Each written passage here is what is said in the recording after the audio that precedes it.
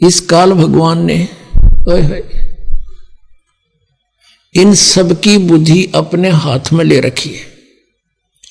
जैसे गीता जी अध्याय नंबर 7 के श्लोक नंबर 8, 9, 10 में कहता है ये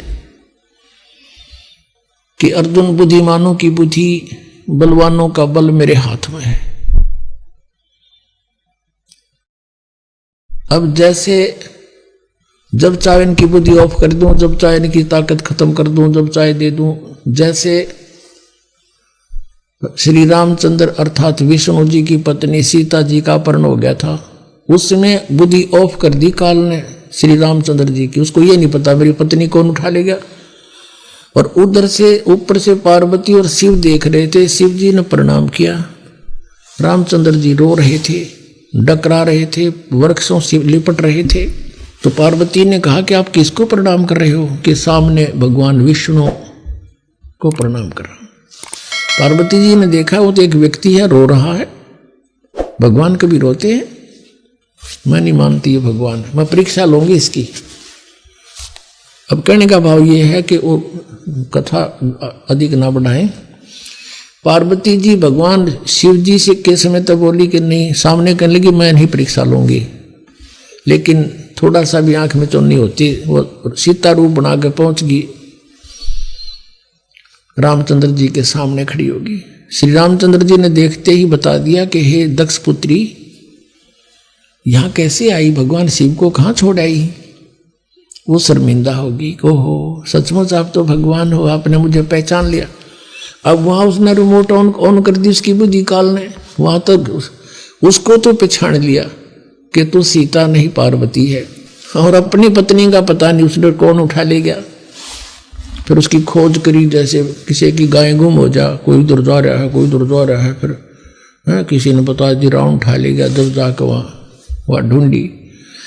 जैसे अर्जुन जब श्री कृष्ण जी के पैर में विषाक्त तीर मार दिया, श्री कृष्ण जी अंतिम सांस गिने थे और पूरा यादवकुल आपस में लड़कर मर गया दुर्वासा जी के श्रापवश।